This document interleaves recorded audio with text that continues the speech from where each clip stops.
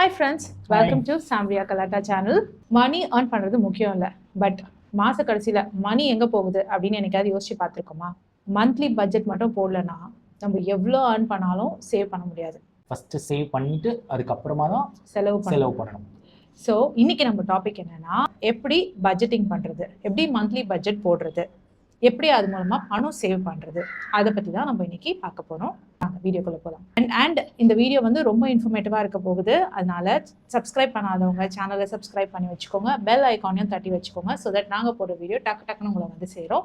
And இந்த வீடியோவை ஃபுல்லாக பாருங்கள். சரி, இப்போ ஏன் மந்த்லி பட்ஜெட் நம்ம போடணும்? நம்ம எவ்வளோ ஏர்ன் பண்ணாலும் எதில் செலவு பண்ணுறோம் அப்படின்றது நமக்கு தெரியணும்.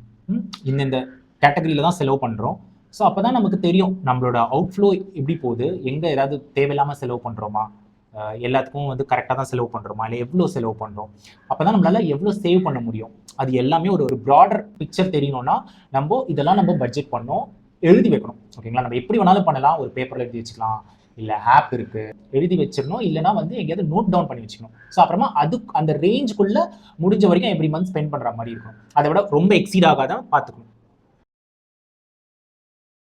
ஸோ அன்னெசரி ஸ்பெண்டிங்கை வந்து நம்ம கம்மி பண்ணலாம் பட்ஜெட்டிங் பண்ணலாம். அது ஒன்று.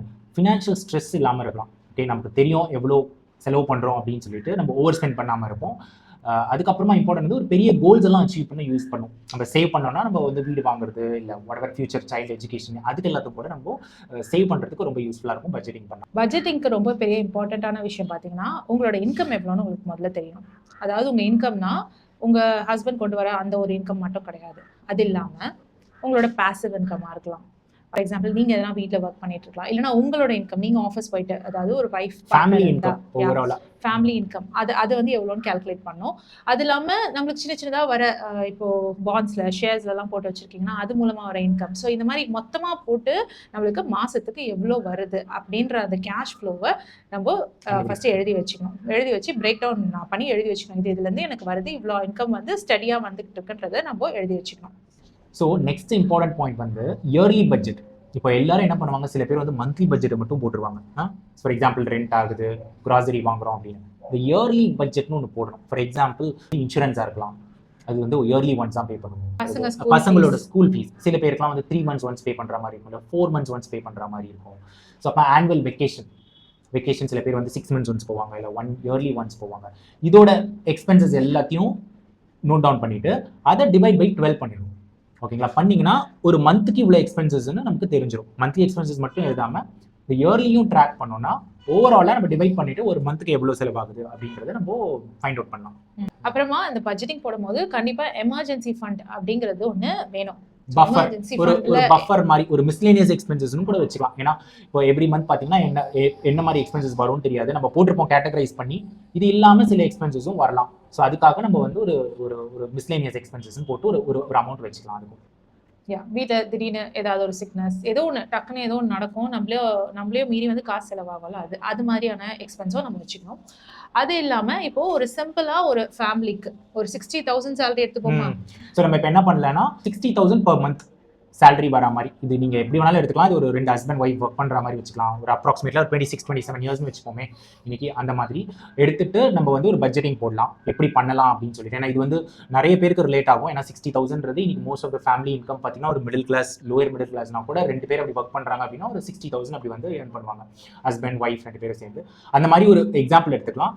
இப்போ நாங்கள் காட்ட போகிற அந்த பட்ஜெட்டிங் வந்து நிறைய சேஞ்சஸ் இருக்கும். ஸோ இது நீங்கள் சொல்லலாம், இது எனக்கு ரிலேட் ஆகாது ஃபுல்லாக. ஏன்னா சில பேர் வந்து அம்மா அப்பாவோட இருப்பீங்க கூட, அப்போ வந்து ரெண்ட் தேவைப்படாது.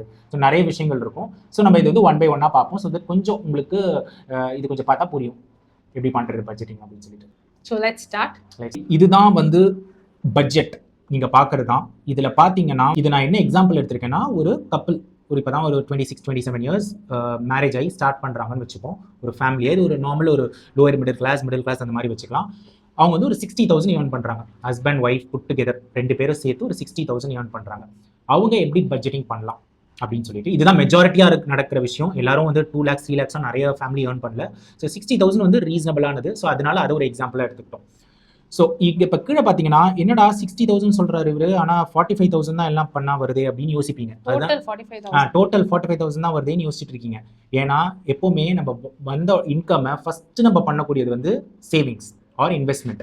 அது வந்து இதில் நான் 25% வச்சிருக்கேன். ஸோ 60,000 ஏர்ன் பண்ணால் 25% which is 15,000 வந்து நம்ம இன்வெஸ்ட் பண்ண போகிறோம் எவ்ரி மந்த். ஓகேங்களா? ஸோ அந்த 15,000 இன்க்ளூட்ஸ் யுவர் பிஎஃப். பிஎஃப் தெரியும் உங்களுக்கு ஆல்ரெடி. ப்ராவிடென்ட் ஃபண்டு நம்ம ஒர்க் பண்ணுற ஒரு சேலரிட் எம்ப்ளாயாக இருந்தால் ஒரு 3,600 அந்த மாதிரி வந்து பிடிச்சிருவாங்க. பிடிச்சி தான் நமக்கு சேலரியே கையில் கிடைக்கும். ஓகேங்களா? அது ஒரு 3,600 போயிடும்.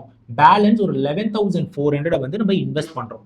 இன்வெஸ்ட்னா இதுக்கு நம்ம தனியாக ஒரு டாபிக் போடலாம், இன்னொரு தனியாக ஒரு வீடியோ. ஜென்ரலாக வந்து மியூச்சுவல் ஃபண்ட்ஸில் இன்வெஸ்ட் பண்ணுற மாதிரி ஒரு 3 mid cap, small cap, large cap அந்த மாதிரி நம்ம ஸ்ப்ளிட் பண்ணி இன்வெஸ்ட் பண்ணுறோம். ஸோ நம்ம இப்போ என்ன பண்ணிட்டோம், 60,000 வர இன்கமில் 15,000 சேவ் பண்ணிட்டோம். வாங்க நெக்ஸ்ட். ஸோ அதனால தான் 45,000 போட்டிருக்கேன். ஸோ இந்த 45,000ஓட எக்ஸ்பென்சஸ் ஓகே மந்த்லி அந்த மாதிரி போட்டிருக்கேன். இது வந்து ஃபர்ஸ்ட் வந்து ரெண்ட். ஓகேவா? 15,000 rupees வந்து ரெண்ட். இந்த ரேஞ்ச்குள்ளே தான் இருக்கணும். நீங்கள் ரொம்ப ஓவராகவும் போகக்கூடாது. 20,000 25,000 போனால் மேனேஜ் பண்ண முடியாது உங்களால். ஸோ 15,000 கம்மியாக இருந்தால் பெட்டர். ஒரு 1 BHK எடுத்தோம்னா சம் பிளேசஸில் 12,000 கூட கிடைக்கும். அதெல்லாம் கூட இருக்கலாம். இது எல்லாமே வந்து அப்ளிகபிளாக இருக்கணும்னு அவசியம் கிடையாது. ஃபார் எக்ஸாம்பிள் ஏன் சொல்கிறேன்னா, சில பேர் வந்து பேரண்ட்ஸோட ஸ்டே பண்ணலாம். கரெக்டாக அவங்களுக்கு ரெண்ட்டுன்ற ஒரு இதுவே இருக்காது. மேபி அம்மா அப்பா ஓன் ஹவுஸாக இருக்கலாம், அவங்க வீட்டில் இருக்கலாம். அப்படி இருந்தோம்னா அவங்களுக்கு ரெண்ட்டுன்ற ஒரு இதுவே வராது. ஆனால் இப்படி யோசிச்சு பாருங்க, இப்போ அவங்க அம்மா அப்பா வந்து பென்ஷன் வாங்குறாங்க, இல்லைனா அவங்கள பார்த்துக்கிற மாதிரி இருக்கும். ஸோ அதுக்கு ஒரு எக்ஸ்பென்சஸ் பண்ணுறோம். ஸோ அது வந்து ஈவன் அவுட் ஆகிடும். அதனால ஸோ இது வந்து ஒரு ஆன் அன் ஆவரேஜ் 15,000. நெக்ஸ்ட் வந்து கிராசரி, காய்கறி, வெஜிடபிள், ஃப்ரூட்ஸு, மில்க்கு. ஓகே, இது எல்லாம் வந்து ஒரு 6,000. Next important thing transport. ஓகேங்களா? இது வந்து கண்டிப்பாக கார் கிடையாது. இந்த பட்ஜெட் 60,000 ஏர்ன் பண்ணீங்கன்னா கார்லாம் தயவு செய்து வாங்கிடாதீங்க. வேணா பைக் வச்சுக்கலாம். ஸோ பைக்கு ஃபியூவல் இல்லைனா ஓலா, பஸ்ஸுக்கு இதோட ஓவரால் எக்ஸ்பென்சஸ் அப்ராக்சிமேட்லி 4,000 போட்டிருக்கேன். இதில் எந்த கேட்டகரியும் வந்து எனக்கு அதிகமாகும், இது எங்கே பத்தாது அப்படின்னு யோசிக்காதீங்க. இது வந்து ஒரு ஆவரேஜ் தான். ஓகேங்களா? ஆன் அன் ஆவரேஜாக வந்து போட்டிருக்கேன். Year and there plus or minus கொஞ்சம் 1,000 அப்படி வரலாம். அது ஒன்று. Next utilities. யூட்டிலிட்டிஸ் பார்த்தீங்கன்னா எல்லாருக்குமே இருக்கும். இது என்னென்னலாம் கவர் ஆகும்னு பார்த்தீங்கன்னா, உங்களோட இபி பில், உங்களோட மொபைல் ரீசார்ஜ், வைஃபை, இன்டர்நெட் வீட்டில் இருக்கும், கேஸ் பில், இதெல்லாம் வந்து யூட்டிலிட்டி. இதெல்லாம் வந்து ஆன் அன் ஆவரேஜ் 3,000 rupees வர மாதிரி பார்த்துக்கணும். நெக்ஸ்ட் இம்பார்ட்டன்ட் திங், இன்சூரன்ஸை மிஸ்ஸே பண்ணிடக்கூடாது. இது வந்து நம்ம டேர்ம் இன்சூரன்ஸ், ஹெல்த் இன்சூரன்ஸ் பற்றி ஆல்ரெடி வீடியோ போட்டிருக்கோம். இது ஒரு ஃபேமிலிக்கு 3,000 போட்டிருக்கேன். ஸோ இன்னும் இயர் 36,000. ஸோ இதெல்லாம் பார்த்தீங்கன்னா சிலதெல்லாம் வந்து இயர்லி கூட பே பண்ணுவீங்க. ஸோ ஆனால் மந்த்லிக்கு 3,000 வர மாதிரி பட்ஜெட்டிங் பண்ணியிருக்கோம். Eating out. ஓகேங்களா? இது வந்து என்ன சொல்கிறது, I'm not a big fan. நான் வெளியில் அடிக்கடி போய் சாப்பிட மாட்டோம் நாங்கள்.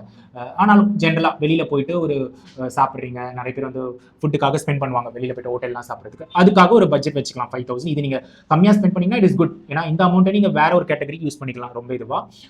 இது வந்து நீங்கள் வெக்கேஷனுக்கும் யூஸ் பண்ணிக்கலாம். இயர்லி வெக்கேஷன் போகிறீங்க, ஒரு 40,000-50,000 ஆகுது அந்த மாதிரினா அதுக்கும் இது யூஸ் பண்ணிக்கலாம். ஷாப்பிங். ஸோ ஷாப்பிங், ட்ரெஸ் வாங்குறது, வேற என்ன சொல்றது, வேற ஏதாவது வாங்கணும், வேற எதுக்காவது கிஃப்ட் பண்ணணும் திடீர்னு அந்த மாதிரி இருந்ததுன்னா கூட நீங்கள் அது கூட யூஸ் பண்ணிக்கலாம் 4,000. ஃபைனலாக பார்த்தீங்கன்னா மிஸ்லேனியஸ்.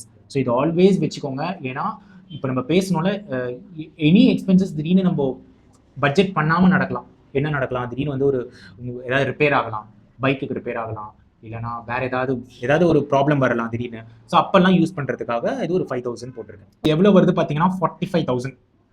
ஸோ இதெல்லாமே வந்துட்டு ஒரு ஹஸ்பண்ட் அண்ட் ஒய்ஃப் கப்பல். நீங்கள் கேட்கலாம், என்ன இது குழந்தை ஸ்கூல் ஃபீஸ் இல்லையே அப்படின்லாம் உங்களுக்கு டவுட் வரலாம். இப்போ நம்ம அதெல்லாம் எடுத்துக்கல. இப்போதைக்கு பிகின் வித் ஒரு ஹஸ்பண்ட் அண்ட் ஒய்ஃப் இருக்கிற மாதிரி தான் எடுத்திருக்கோம். அந்த மாதிரி தான் பட்ஜெட் போட்டிருக்கோம். ஸோ ஆப்வியஸ்லி குழந்தைன்னு வந்ததுன்னா குழந்தைக்கு எக்ஸ்ட்ராவாக ஒரு அட்லீஸ்ட் ஒரு 6,000 7,000 நீங்கள் எக்ஸ்ட்ரா ஸ்பெண்ட் பண்ணுற மாதிரி இருக்கும். அது இமீடியட்டாக இல்லை, பட் ஸ்கூல் ஃபீஸ்க்குலாம் 6,000-7,000 ஆகும். பிகின் வித் அதுக்கும் ஒரு 4,000-5,000 தான் ஆகும். அப்படி இருக்கும்போது உங்களோட அந்த ஈட்டிங் அவுட் அண்ட் மிஸ்லேனியஸ்ல இருந்து தான் நீங்க எடுக்க வேண்டியது இருக்கும். கொஞ்சம் இந்த பட்ஜெட் மாற்றிக்கணும். அண்ட் அகெயின் சேலரியும் இன்க்ரீஸ் ஆக போகுது. கரெக்டாக 60 கடைசி வரைக்கும் இருக்க போகிறது இல்லை. நீங்கள் அதுக்கெல்லாம் பிளான் பண்ணணும். இதுதான் வந்து ஆன் அன் ஆவரேஜ் வந்து ஒரு 60,000 earn பண்ணுற ஒரு ஃபேமிலி, சின்ன ஃபேமிலி, ஒரு 2 member ஃபேமிலிக்கு. இப்போ நெக்ஸ்ட் இம்பார்ட்டன்டானது ஒன்று, அந்த 15,000 ஒன்று சேவ் பண்ணணும் தெரியுமா? அது என்ன ஆச்சுன்னு கேட்பீங்கல்ல. இப்போ பாருங்க, இதில் ஒரு ரூல் இருக்கு ஃபினான்ஸில், 15-15-15ன்னு சொல்லுவாங்க. அது என்ன ரூல்னா, பர் மந்த் 15,000 கன்சிஸ்டண்ட்டாக சேவ் பண்ணி 15 இயர்ஸ்க்கு கண்டினியூஸாக சேவ் பண்ணால் 15% ஆனுவல் ரிட்டர்ன் கொடுக்குதுன்னு வச்சுப்போம். அப்படி கொடுத்ததுன்னா நம்ம டோட்டலாக சேவ் பண்ணது 27 lakhs தான் 15 இயர்ஸில். ஆனால் நமக்கு கிடைக்க போகிற amount 1 crore plus 1.02 approximately 1 crore. நீங்கள் கேட்கலாம், எப்படிடா 15%லாம் ரிட்டர்ன் கிடைக்கும், எந்த ப்ராடக்ட்டை 15% கொடுக்குது அப்படின்னு சொல்லிட்டு. ஸோ ஆனால் இதுதான் வந்து ஒரு பாஸ்ட் ரெக்கார்ட். ஜென்ரலாக மியூச்சுவல் ஃபண்ட்ஸ் எதில் பார்த்தீங்கனாலும், சென்செக்ஸ் பார்த்தீங்கனாலும் ஈஸிலி ஒரு 13 to 14-15% வந்து லாங் டேர்மில் கொடுத்துருக்கு. 15 இயர்ஸ் பீரியட். ஏன்னா இது 1 year வந்து ரொம்ப டவுன். இப்போ பார்த்தீங்கன்னா லாஸ்ட் 2 years மார்க்கெட் ரொம்ப டவுனாக இருக்குது, பெருசாக ஃப்ளாட்டாக இருக்குது. 24 செப்டம்பர்லேருந்து பார்த்தீங்கன்னா பெருசாக க்ரோ ஆகலை, அப்படி தான் இருக்குது. ஆனால் சில இயர் அதுக்கு முன்னாடி பார்த்தீங்கன்னா 22%லாம் கூட ரிட்டர்ன் கிடச்சிருக்கு. 20% கிடைச்சிக்கும், சில டைம் மைனஸ்ல போயிருக்கு. ஸோ இது நான் 15 சொல்றது ஆன் அன் ஆவரேஜ், ஓகேங்களா? காம்பவுண்டட் ஆனுவல் growth ரேட் தான் சொல்றேன் 15% சொல்லிட்டு. ஸோ பட் இது வந்து நம்ம 12, 13 கூட வச்சுக்கோங்க, இல்லை 14 வச்சுக்கோங்க. ஜென்ரலா 13 to 14 யூ கேன் எக்ஸ்பெக்ட். இது ஸ்பிளிட் பண்ணி போட்டா, ஓகேங்களா? நீங்க வெறும் FDல தான் போட்டீங்கன்னா இவ்வளவு ரிட்டர்ன் கிடைக்காது. இது கண்டிப்பா ஸ்டாக் மார்க்கெட்ல, மியூச்சுவல் ஃபண்ட்ஸ்ல, ஈக்விட்டி மியூச்சுவல் ஃபண்ட்ஸ்ல தான் இன்வெஸ்ட் பண்ணும். இதை பத்தி நம்ம இன்னொரு வீடியோ தனியா போடலாம், like large cap, mid cap, small cap எப்படி இன்வெஸ்ட் பண்ணலாம், இதை ஸ்பிளிட் பண்ணி எப்படி இன்வெஸ்ட் பண்ணலாம் அப்படின்னு சொல்லிட்டு. ஸோ இதுதான் நம்ம ஒர்க் பண்ணிட்டு பட்ஜெட் போட்டுட்டு இருக்கோம், செலவு பண்ணிட்டு இருக்கோம் எவ்ரி மந்த். நமக்கு பின்னாடி நம்ம சேவ் பண்ணோம் தெரியுமா, அந்த 15,000 per month, அது 15 இயர்ஸா ஒர்க் பண்ணிட்டே இருக்கும் நமக்காக. நம்ம சேவ் பண்ண மணி நமக்கு ஒர்க் பண்ணிட்டு இருக்கோம். ஃபைனலா ஒரு 15 இயர்ஸ் நமக்கு டைம் போறதே தெரியாது. பார்த்தா 1 crore இருக்கும் நம்ம கிட்ட. ஸோ நம்ம எல்லாருமே crore பத்தி ஆகலாம். இப்போ நீங்க நிறைய பேர் கேட்பீங்க 1 crore 15 இயர்ஸ்க்கு அப்புறமா என்னத்துக்கு, அதை வச்சு என்ன பண்றது? இங்கிலீஷ்ல ஒரு ரொம்ப பிடிச்ச வேர்டு எனக்கு ஒரு சென்டென்ஸ் இருக்கு, something is better than nothing. ஒண்ணுமே இல்லாததுக்கு ஏதோ இருக்கிறது பரவாயில்ல. இன்னும் யோசிச்சு பாருங்க, இன்னையில இருந்து 2041ல கையில உங்களுக்கு 1 crore இருந்தா என்ன? அந்த டைம்ல அந்த 1 crore வச்சு நிறைய வாங்க முடியலனாலும் ஸ்டில் 1 crore இஸ் 1 crore. அதுல இருந்து உங்களுக்கு ஒரு ரிட்டர்ன் வரும். ஸோ யூஸ் ஆகும். இது இம்பார்ட்டன்ட் வந்து 15,000 இன்வெஸ்ட் பண்ணிட்டு இருந்தா தான் 15 இயர்ஸ். நீங்க கண்டிப்பா உங்க சேலரி இன்க்ரீஸ் ஆக போகுது. கரெக்டா? உங்க சேலரி வந்து 15,000 தான் உங்களால சேவ் பண்ண முடியும் கிடையாது. இப்போ 60,000 ஏர்ன் பண்றது இன்னொரு 5 இயர்ஸ் நீங்க 2 பேரும் சேர்ந்து 1.5 lakhs அப்படிலாம் ஏர்ன் பண்ணா நீங்க இந்த 15,000 இன்க்ரீஸ் பண்ணலாம். Yeah, because salary ல இருந்து 25%. சேலரி வந்து 25% போட்டுருங்க. சார் நாளைக்கு 1 lakh ஆச்சுன்னா நீங்க 25,000 சேவ் பண்ணுங்க. அப்படியே ஸ்டெப் அப் பண்ணி இன்க்ரீஸ் பண்ணிட்டே போனீங்கன்னா இந்த 1 crore வந்து 15,000 தான் சொன்னது. அதுவே ஒரு நாளைக்கு 30,000, 40,000 அப்படி போச்சுன்னா it could go to 4-5 crores கூட சேவ் பண்ணலாம் easily in a 15-year period. ஓகேங்களா? சோ இதுதான் 15-year period is nothing. உங்க குழந்தைய பெத்து வளர்க்கறதுக்குள்ள 15 இயர் முடிஞ்சு போயிடும். அவங்க ஸ்கூல்ல இருந்து வெளில வரதுக்குள்ளேயே, ஸ்கூல்ல இருந்து வெளியில, ஆமா காலேஜ் முடிச்சு வெளியில வரும்போது முடிஞ்சிடும். எங்களுக்கே வந்து 15 இயர்ஸ் ஆக போகுது கல்யாணம் ஆகி. உங்களால நினைச்சு கூட பார்க்க முடியல 15 இயர்ஸ் என்னமோ இப்போ நடந்த மாதிரி இருக்கு. அதான் பாருங்க, இதே மாதிரி நாங்கள் சேவ் பண்ணிட்டு இருந்தோம்னா அப்போ எங்களுக்குலாம் இந்த மாதிரி நாலேஜ் அப்போ இல்லை. அப்பத்துல இருந்து இதே இந்த அமௌண்ட் போட்டுட்டே வந்திருந்தோம்னா இப்போ வந்து எவ்வளவு பெரிய க்ரோஸ் ஆயிருக்கும் அப்படின்னு பாருங்க. நாங்க எங்க பசங்களை விட மாட்டோமே, அவங்க சம்பாதிக்க ஆரம்பிச்சோன்னா எப்படி சேவ் பண்ணணும்னு அழகா சொல்லி கொடுத்துருவோம். ஆமா கரெக்ட். எங்களுக்கு கைட் பண்றதுக்கு அந்த ஏஜ்ல ஒரு 20ஸ்ல யாரும் இல்லை. இப்ப தெரியுது எல்லாமே. பட் ஆனா இட்ஸ் கொஞ்சம் டூ லேட். பட் பரவாயில்ல, பெட்டர் லேட் தென் நெவர் தான் நம்ம நினைச்சுக்கணும். இயர்லி பட்ஜெட் பத்தி பேசவே இல்லையா நம்ம?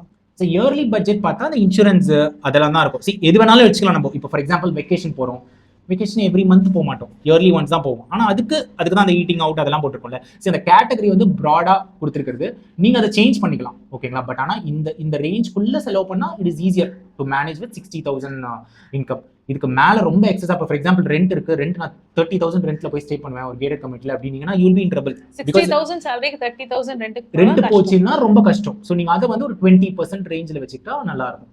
ஸோ அதுக்கு தான் இது கொடுத்தது. ஸோ எல்லாருக்கும் ரிலேட் ஆகுமானா இல்லை. ஸோ நீங்கள் 2 lakhs ஏர்ன் பண்றீங்கன்னா உங்களுக்கு அது கிடையாது. இது வந்து மெஜாரிட்டி ஆஃப் த பீப்புள், எனக்கு தெரிஞ்சு 60,000 ஏர்ன் பண்றவங்க தான் வந்து நம்ம ஊர்ல ஒரு 60-70% மேல இந்த ரேஞ்ச்குள்ள தான் இருப்பாங்க மெஜாரிட்டி. ஸோ அவங்களுக்கான பட்ஜெட்டிங் தான் இது. உங்களுக்கு நீங்க அதுக்கேற்ற மாதிரி சேஞ்ச் பண்ணிக்கணும்.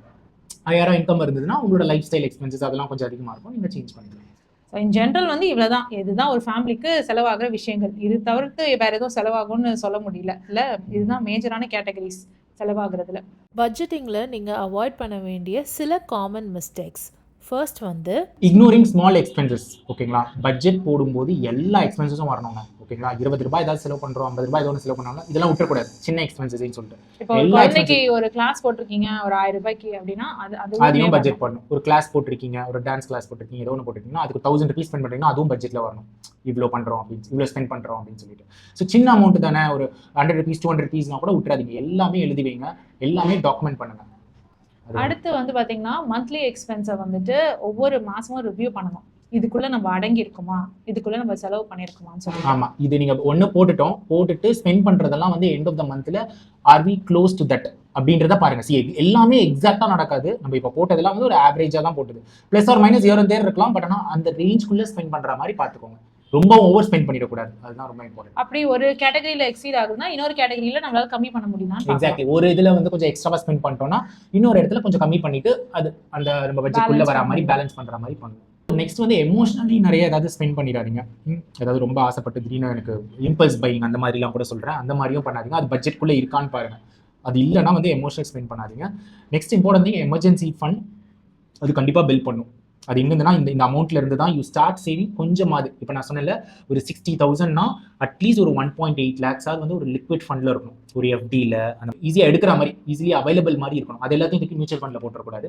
ஸோ நான் ஃபஸ்ட்டு சொன்னேன் அந்த 15,000 சேவ் பண்ணணும் அப்படின்னு சொல்லிட்டு, அதுலேயே ஒரு பார்ட் வந்து நீங்கள் வந்து எமர்ஜென்சி ஃபண்டுன்னு கொஞ்சம் சேவ் பண்ணி வச்சுக்கலாம். ஒரு 2,000 3,000 கூட பரவாயில்ல. எடுத்த உடனே நம்மளால 3 months or 6 months எமர்ஜென்சி ஃபண்ட்லாம் கிரியேட் பண்ண முடியாது. ஏன்னா இப்போ டைட்டான பட்ஜெட்டில் போயிட்டு இருக்கும்போது அவ்வளோலாம் சேவ் பண்ணி வைக்க முடியாது. இருக்கிறதுக்கே செலவுக்கே கரெக்டாக இருக்குது அப்படின்னு சொல்லுவோம்ல. ஸோ அதனால அதில் ஒரு 2,000 3,000 அப்படி கொஞ்சம் மந்த்லி சேவ் பண்ணுங்க. ஏதாவது ஒரு போனஸ் வந்ததுன்னா சேவ் பண்ணி வச்சுக்கோங்க.